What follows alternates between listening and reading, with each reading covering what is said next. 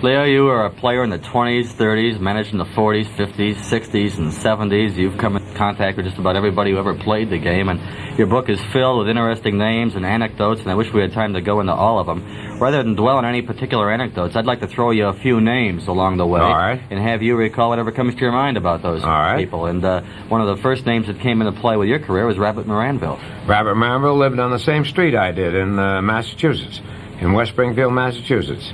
And he was the one that taught me how to play. Babe Ruth. Babe Ruth, when I joined the Yankees, he sawed my bat in half, left only a quarter of an inch. So when I picked it up, it broke in half. They didn't want any bushers to hit. Get out in the infield where you belong. Ty Cobb. Ty Cobb, I had one run-in with him at the end of his career. In 29, he was on first base. Trust speaker, hit the ball up through the middle. I knocked the ball down. Cobb had to go around me, and he tried to go to third, and I threw him out, and he said, on the way back, I had to go in, towards the dugout, and he said, next time you get in my way, I'll step right in your face, you fresh busher. That's the only run-in I ever had with him. You never stepped in his way again? I never got it. Well, he retired right after that, and I'm glad he did. I'm glad I didn't play during his era. I mean, they tell me he was a pretty rough man. Lou Gehrig. Lou Gehrig, very quiet. Very quiet, smoked a pipe, played bridge. And, went to bed early every night. Took great care of his body, and it's a crime what happened to him.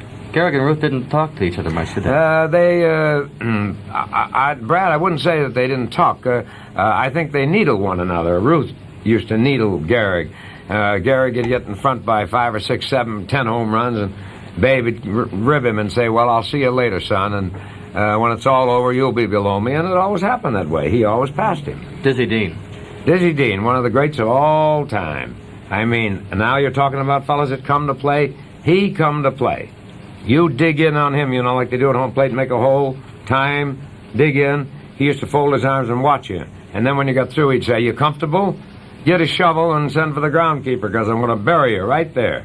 And the first one was right at your head. Down you went.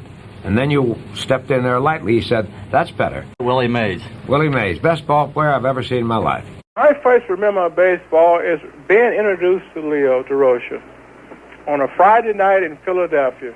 The man scared me so much that I guess I was so afraid that I didn't know what I would do in baseball. To prove that point is that I went 0 for 4, 0 for 5, 0 for 5 again. I came to New York. I was crying so much in New York. This man came to me and he said, Willie, you are my center fielder, forget it. He said, you don't have to hit one thing. From that day on, I went and played like a champion.